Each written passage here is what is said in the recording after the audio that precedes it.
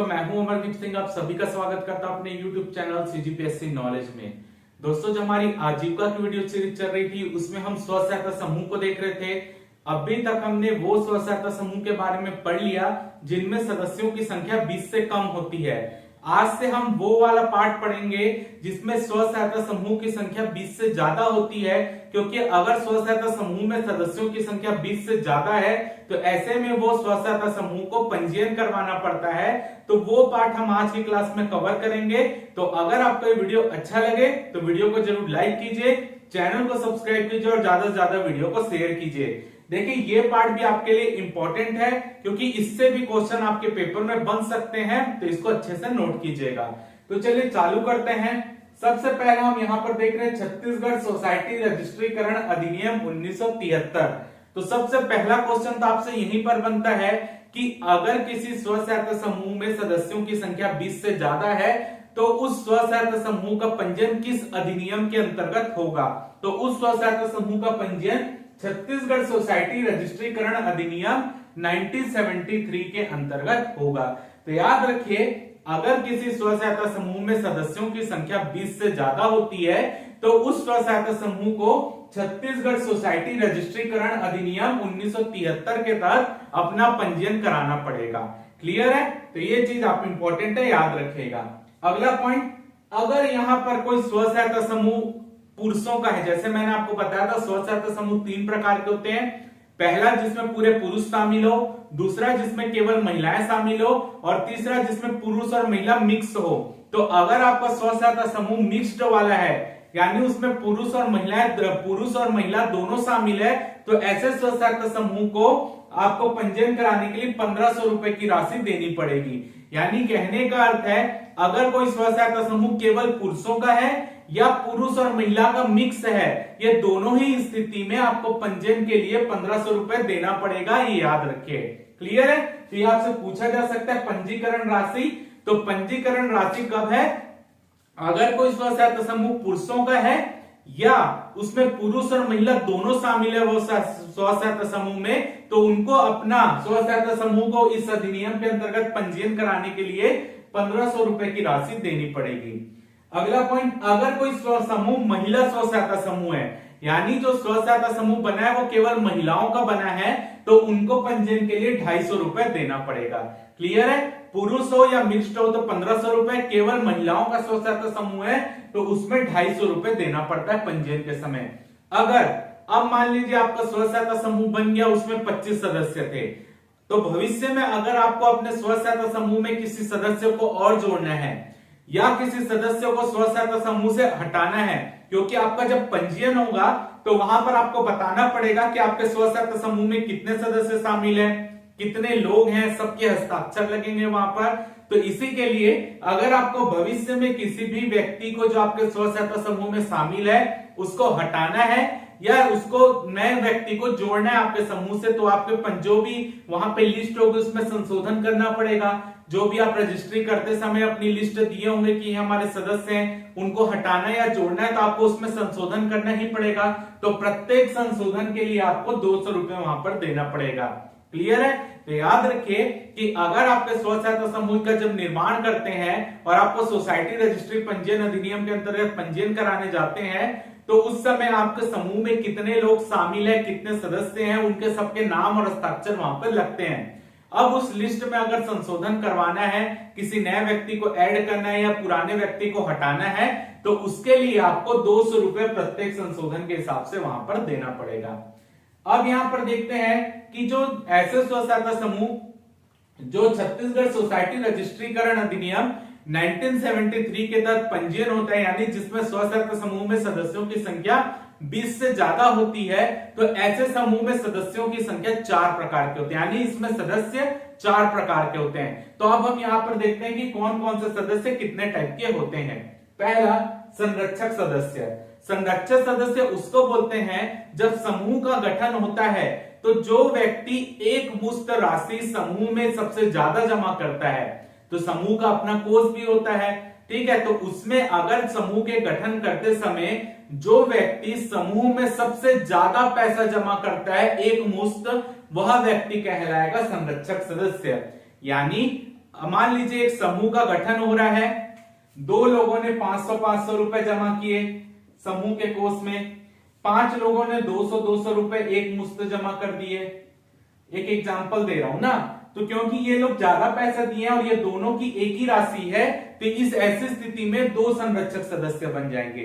अगर मान लीजिए किसी एक व्यक्ति ने 500 दिया है, दूसरे ने 450 दिया है, तीसरे ने 200-300 जो भी दिया है, तो सबसे ज्यादा कौन दिया? ये 500 वाला दिया है, तो ये अकेला व्यक्ति संरक्षक सदस्य बनेगा।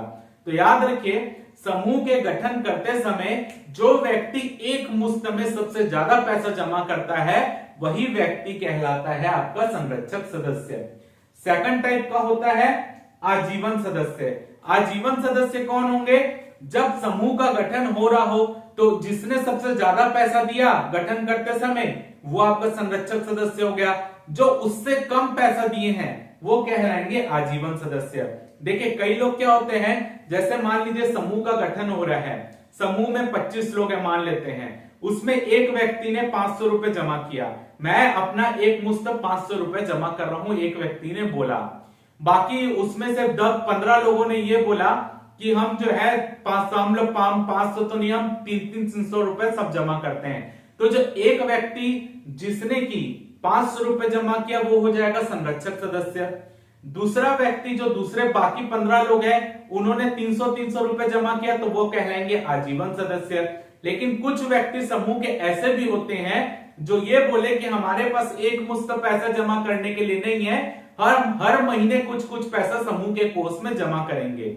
फिर से बोल रहा हूं, देखिए मान लेते हैं एक समूह में 25 सदस्य हैं, एक व्यक्ति ने सबसे ज्यादा 500 रुपए एक मुश्त कोष में जमा कर दिया, तो वो व्यक्ति कहलाएगा संरक्षक सदस्य क्योंकि उसने सबसे ज्यादा पैसा दिया। अब 15 लोग जो थे, 25 में से 15 लोग, उन्होंने ये बोला कि हम 300 रुपए जमा करते हैं, ठीक है, एक मुश्त 300 रुपए जमा करते हैं। तो वही जो एक मुश्त 300 रुपए जितने लोग ने जमा किया वो कहलाएगा आजीवन सदस्य। तो 1 + 15 टोटल 16 लोग हो गए, 25 में से बचे कितने? 9 सदस्य। अब 9 सदस्यों ने यह तय किया कि हम जो है एक मुश्त हमारे पास पैसा नहीं है जमा करने के लिए, हम ऐसा करते हैं कि हर मंथ कुछ पैसा समूह को चंदे के रूप में देते रहेंगे। यानी वो 9 लोग ये बोल रहे हैं कि हम एक मुश्त पैसा जमा नहीं कर सकते, अब हम हर महीने चंदे के रूप में समूह में कुछ पैसा जमा करते रहेंगे। तो जो चंदे के रूप में हर महीना जो पैसा जमा करते हैं वही कहलाते हैं साधारण सदस्य। क्लियर है? 3 तरीके के सदस्य मैंने बता दिया। संरक्षक सदस्य जो सबसे ज्यादा पैसा देगा एक मुश्त जब समूह का गठन हो रहा है, आजीवन सदस्य जो कि एक मुश्त पैसा दे रहे हैं लेकिन वो संरक्षक सदस्य की तुलना में कम पैसा दे रहे हैं, और साधारण सदस्य जिन्होंने यह तय किया कि वो हर महीने कुछ ना कुछ पैसा चंदे के रूप में समूह को देते रहेंगे, तो वो कहलाएंगे साधारण सदस्य। क्लियर है? तो यहां पर याद रखिए कि जब समूह का गठन हो रहा था तो आजीवन सदस्य ने 300 रुपए जमा कर दिया कि मैं एक मुश्त 300 रुपए दे रहा हूं, संरक्षक सदस्य ने 500 रुपए जमा कर दिया कि मैं एक मुश्त 500 रुपए दे रहा हूं, तो वो क्या बन गया? संरक्षक सदस्य। लेकिन कभी आजीवन सदस्य को यह लगता है कि नहीं मैं संरक्षक सदस्य बनना चाहता हूं, यानी समूह का संरक्षण मेरे हाथ में हो, और उसने क्या किया? 300 रुपए पहले से जमा किया था, उसने 500 रुपए और मिलाया और उसने बोला कि अब मेरा 800 रुपए है समूह में, क्योंकि संरक्षक सदस्य का 500 रुपए था, अब इसने 300 पहले मिला और 500 और ऐड कर दिया तो 800 रुपए हो गया। तो 800 रुपए 500 से ज्यादा हो गया तो यही आजीवन सदस्य संरक्षक सदस्य बन जाएगा। यानी कहने का मतलब यह है कि आजीवन सदस्य जो है वो भी संरक्षक सदस्य बन सकता है। कब बन सकता है? जब उसके द्वारा जमा की गई राशि संरक्षक सदस्य द्वारा जमा की गई राशि से ज्यादा हो जाए। क्लियर है? तो याद रखिए जो संरक्षक सदस्य से कम पैसा देता है वो आजीवन सदस्य कहलाता है और आजीवन सदस्य संरक्षक सदस्य बन सकता है। साधारण सदस्य कौन है? जो हर महीने चंदे के रूप में पैसा देते हैं समूह को, वो साधारण सदस्य है। साधारण सदस्य कभी आजीवन या संरक्षक सदस्य नहीं बन सकता, केवल आजीवन सदस्य ही संरक्षक सदस्य बन सकता है, ये चीज याद रखिएगा। साधारण सदस्य जो व्यक्ति प्रति माह चंदे के रूप में समूह को पैसा देता है वो साधारण सदस्य होगा। अगर जो व्यक्ति साधारण सदस्य के रूप में समूह में शामिल हुआ है वो 6 माह तक अगर चंदा नहीं देता, यानी उसने शुरू में चंदा दिया फिर लगातार उसने 6 महीने तक कोई भी चंदा नहीं दिया, तो ऐसी स्थिति में और उसने जो समूह को कारण बताया कि मैं चंदा क्यों नहीं दे रहा हूं, उससे समूह संतुष्ट नहीं है तो ऐसे व्यक्ति की सदस्यता को समूह खत्म कर सकता है। फिर से बोल रहा हूं, 6 माह तक अगर साधारण सदस्य ने चंदा नहीं दिया और कोई भी संतोषप्रद कारण ना बताया हो तो ऐसे में उस व्यक्ति की सदस्यता को समूह से खत्म किया जा सकता है, अगर वो संतोषप्रद कारण ना दे पाए। अगला देखते हैं सम्माननीय सदस्य। सम्माननीय सदस्य कौन होते हैं? समूह की प्रबंध कारिणी किसी भी व्यक्ति को उचित समझे सम्माननीय सदस्य बना सकती है। यानी जो विशेषज्ञ होते हैं, जिनको अच्छे उस क्षेत्र में नॉलेज होता है, उनको सम्माननीय सदस्य के रूप में प्रबंध कारिणी समिति कभी भी समूह का सदस्य बना सकती बिना पैसे के भी। लेकिन याद रखिए, जो सम्माननीय सदस्य बनेगा उसको मीटिंग में बैठने का तो अधिकार होगा लेकिन वोट देने का अधिकार नहीं होगा, क्योंकि वो समूह में पैसे जमा नहीं कर रहा है। याद रखिए, सम्मानित सदस्य बनाने का अधिकार किसको है? प्रबंध कारिणी समिति को है। प्रबंध कारिणी समिति क्या होता है हम अभी आगे देखेंगे। तो प्रबंध कारिणी समिति किसी भी व्यक्ति को समूह का सम्माननीय सदस्य के रूप में ला सकती है, लेकिन जो सम्माननीय सदस्य है उसको समूह की बैठक में भाग लेने का हिस्सा मतलब भाग ले सकता है, लेकिन वो वोट नहीं दे सकता। जो भी मीटिंग होगी उसमें वोट देने की पावर सम्माननीय सदस्य के पास नहीं होगी। अब हम यहां पर देखते हैं कि प्रबंध कारिणी का गठन कैसे होता है। अब देखिए, प्रबंध कारिणी का गठन समूह के जो ये 3 सदस्य होते हैं, संरक्षक सदस्य, आजीवन सदस्य और साधारण सदस्य, सम्मानित सदस्यों को छोड़कर जो 3 सदस्य है, संरक्षक, आजीवन और आपके साधारण सदस्य, ये अपने बीच में से ही समूह के एक अध्यक्ष का चुनाव करेंगे, एक को यहां पर आपका उपाध्यक्ष बनाएंगे, एक को सचिव बनाएंगे, कोषाध्यक्ष बनाएंगे और संयुक्त सचिव बनाएंगे। यानी जो 3 तरीके के समूह के सदस्य हैं, जो आपके हो गए आपके नॉर्मल संरक्षक सदस्य, आजीवन सदस्य और आपका साधारण सदस्य। अब ये 3 सदस्य जो है ये मिलकर ही अपने बीच में से किसी व्यक्ति को अध्यक्ष बनाएंगे, किसी को कोषाध्यक्ष बनाएंगे, किसी को उपाध्यक्ष बनाएंगे, किसी को सचिव बनाएंगे, किसी को संयुक्त सचिव बनाएंगे। तो ये आपका एक प्रजातांत्रिक यानी लोकतांत्रिक तरीके से होगा, क्योंकि वो अपने बीच में से चुनकर बना रहे हैं। याद रखिएगा यहाँ पर कि जो आपके सम्माननीय सदस्य हैं वो इसमें शामिल नहीं होते हैं, यानी उनको वोट देने का अधिकार नहीं है, तो वो अध्यक्ष, सदस्य अध्यक्ष या अन्य उपाध्यक्ष, सचिव ये नहीं बन सकते। तो ये जो 5 लोग हैं, अध्यक्ष, उपाध्यक्ष, सचिव, कोषाध्यक्ष और संयुक्त सचिव, इन्हीं को प्रबंध कारिणी समिति कहा जाता है या प्रबंध कारिणी कहा जाता है, क्योंकि यही आपके पदाधिकारी हैं समूह के। क्लियर है? तो याद रखिए, सचिव को मंत्री भी बोलते हैं। अगला पॉइंट, प्रबंध कारिणी समिति का कार्यकाल 3 वर्ष का होता है। यानी जो प्रबंध कारिणी समिति है वो एक बार चुनाव के बाद जो अध्यक्ष, उपाध्यक्ष ये सब बनेंगे, उनका कार्यकाल 3 वर्ष का होता है। हर 3 वर्ष के बाद वो वापस चुनाव करेंगे और अपने बीच में से अध्यक्ष, सचिव, संयुक्त सचिव फिर से चुन सकते हैं। ठीक है, तो 3 वर्ष में इनका वापस चुनाव होता है। अगला देखते हैं सदस्यता की प्राप्ति। अगर कोई व्यक्ति स्व सहायता समूह का सदस्य बनना चाहता है तो उसके लिए योग्यता क्या होनी चाहिए वो देख लेते हैं। पहला, उसको जो है यहां पर अगर देखते हैं प्रबंध कारिणी योग्यता, तो नीचे पहले ये देख लेते हैं सदस्यता की प्राप्ति। ठीक है, सदस्यता की प्राप्ति कौन कैसे कर सकता है? यानी मान लीजिए आपका स्व सहायता समूह बना हुआ है, अब आपके स्व सहायता समूह में किसी और सदस्य को शामिल करना है। जैसे कि मैंने बताया कि एक सदस्य को शामिल करने के लिए संशोधन करना पड़ेगा और 200 रुपए देना पड़ेगा। तो अगर किसी व्यक्ति को उस स्व सहायता समूह में शामिल होना है तो उसके लिए प्रबंध कारिणी समिति के समक्ष वो आवेदन करेगा, यानी जो पदाधिकारी है उनको आवेदन देगा और ये पदाधिकारी तय करेंगे कि उसको जो है इस समिति में या स्व सहायता समूह में शामिल करना है कि नहीं। समिति नहीं, स्व सहायता समूह में शामिल करना है कि नहीं। यानी अगर आपको किसी स्व सहायता समूह का मेंबर बनना है तो आपको जाकर उस स्व सहायता समूह के जो प्रबंध कारिणी है, जो पदाधिकारी है, उनको आवेदन देना पड़ेगा। आवेदन देने के पश्चात वो प्रबंध कारिणी तय करेगी कि आपको उस समूह में सदस्यता देना है कि नहीं देना है। क्लियर है? अब देखते हैं सदस्यों की योग्यता, यानी स्व सहायता समूह के निर्माण के लिए जो सदस्य होते हैं उनकी क्या क्या योग्यता होनी चाहिए। पहला, 18 वर्ष से कम आयु नहीं होनी चाहिए, यानी हर मेंबर की आयु 18 वर्ष से ज्यादा होनी चाहिए। सेकंड, भारत के नागरिक होने चाहिए। थर्ड, समिति के नियमों के पालन की प्रतिज्ञा ले। जैसे ही आपका स्व सहायता समूह बनता है तो समिति का नियम होता है, उसकी प्रतिज्ञा लेनी पड़ती है पहले, तो वो उसकी प्रतिज्ञा ले। अगला है, पागल या अन्य प्रकार से अयोग्य ना हो, यानी कोई व्यक्ति पागल या किसी अन्य प्रकार से अयोग्य है तो समूह का सदस्य नहीं बन सकता। अगला है सच्च चरित्र हो तथा मद्यपान ना करता हो, अच्छे चरित्र का व्यक्ति और मद्यपान दारू वारू का सेवन ना करता हो। अब देखते हैं सदस्यता की समाप्ति, यानी स्व सहायता समूह के किसी भी सदस्य की सदस्यता की समाप्ति कैसे कर सकते हैं। पहला, अगर उस व्यक्ति की मृत्यु हो जा रही है तो उसकी सदस्यता वैसे ही खत्म हो गई। सेकंड, पागल हो जाने पर अगर व्यक्ति वह पागल हो गया तो उसकी सदस्यता खत्म की जा सकती है। थर्ड है चंदे की रकम ना देने पर, यानी जो साधारण सदस्य है वो चंदा ही नहीं दे रहे हैं, 6 माह हो गया तो उसकी भी सदस्यता खत्म की जा सकती है। अगला, त्याग पत्र देने पर, अगर समूह के सदस्य त्याग पत्र दे देते तो सदस्यता खत्म हो जाएगी। अगला है चारित्रिक दोष होने पर, चारित्रिक दोष होने पर यानी उसके चरित्र पर कोई प्रश्न आया और प्रबंध कारिणी समिति जांच करने के बाद ये पाती है कि उसके चारित्रिक दोष है तो उसको भी सदस्यता खत्म की जा सकती है। क्लियर है। अब हम यहाँ पे देखते हैं समूह की साधारण सभा। जो समूह की साधारण सभा होती है उसमें क्या होता है वो देख लेते हैं। ठीक है, साधारण सभा वर्ष में एक बार होती है, यानी आपका वर्ष में एक बार स्व सहायता समूह के साधारण सभा होना जरूरी है।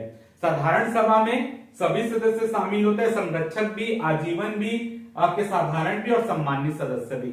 ये सभी साधारण सभा में जाते हैं, लेकिन याद रखिएगा जो सम्मानित सदस्य है वो वोट नहीं दे सकता। अगला पॉइंट, बैठक का दिनांक तय कर प्रबंध कारिणी समिति बैठक से 15 दिन पूर्व सूचना सभी सदस्यों को भेजी जाएगी। यानी साधारण सभा का जो भी दिनांक प्रबंध कारिणी समिति तय करेगी, बैठक से 15 दिन पहले सभी सदस्यों को सूचना भेजेंगे कि इस दिन आपकी आम सभा होने वाली है। अगला पॉइंट, इस आम सभा का कोरम कुल सदस्यों का 3/5 होगा। आम सभा का कोरम कुल सदस्यों का 3/5 होगा। कुल सदस्य में संरक्षक, आजीवन, साधारण और सम्मानित सभी सदस्य आते हैं। याद रखिए, कुल सदस्य में संरक्षक, आजीवन, साधारण और सम्मानित सभी सदस्य आते हैं। भले इनको वोट देने का अधिकार नहीं है, लेकिन ये मीटिंग में तो भाग लेते हैं। तो कोरम के लिए संरक्षक, आजीवन, साधारण और सम्मानित सदस्य, इन सब का मिलाकर कोरम कुल सदस्यों का 3/5 होना चाहिए। अगला पॉइंट, प्रथम आम सभा पंजीयन के 3 माह के भीतर होगी। पहली जो आम सभा होती है, यानी आपके स्व सहायता समूह का जैसे ही गठन होगा, पंजीयन होगा, पंजीयन के 3 महीने के भीतर आपको पहली आम सभा करनी पड़ेगी, क्योंकि आम सभा में ही सभी सदस्य क्या तय करेंगे, कौन कौन आपके प्रबंध कारिणी समिति में आएगा, यानी कौन अध्यक्ष बनेगा, कौन उपाध्यक्ष, कौन सचिव बनेगा, कौन कोषाध्यक्ष बनेगा, कौन संयुक्त सचिव बनेगा, ये तय कौन सा होता है, प्रथम आम सभा में होता है। इसलिए प्रथम आम सभा का आयोजन समूह के पंजीयन के 3 महीने के भीतर होना चाहिए, जिसमें पदाधिकारियों का निर्वाचन होता है। क्लियर है। तो कोरम कुल सदस्यों का 3/5 होता है। याद रखिए, अगर कोरम की पूर्ति नहीं होती है तो बैठक को 1 घंटे के लिए टाला जाएगा। 1 घंटे बाद अगर कोरम की पूर्ति नहीं होती तब भी बैठक आयोजित की जाएगी। क्लियर है। यानी कोरम पूर्ति नहीं होती तो बैठक को 1 घंटे के लिए टाला जाएगा। 1 घंटे बाद भी अगर कोरम की पूर्ति नहीं होती तब बैठक जैसे होनी है वैसी होगी, तब बैठक को टाला नहीं जाएगा। क्लियर है। तो ये है आपका एक बेसिक स्ट्रक्चर जब स्व सहायता समूह में सदस्यों की संख्या 20 से ज्यादा होती है। आप इसका स्क्रीनशॉट ले लीजिए।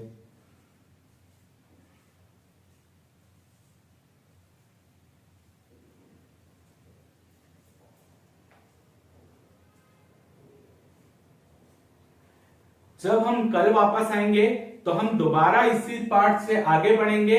फिर हम ये देखेंगे कि साधारण सभा का कार्य क्या होता है, प्रबंध कारिणी समिति की बैठक कैसे होती है, उनका कार्य क्या होता है, अध्यक्ष का कार्य क्या होता है, बैंक खाता कहां खोला जाता है, किसका साइन लगेगा पैसा निकालने के लिए, ये सब पाठ हम अगली क्लास में करने वाले हैं। तो उम्मीद करता हूं कि आपको आज की क्लास अच्छी लगी होगी।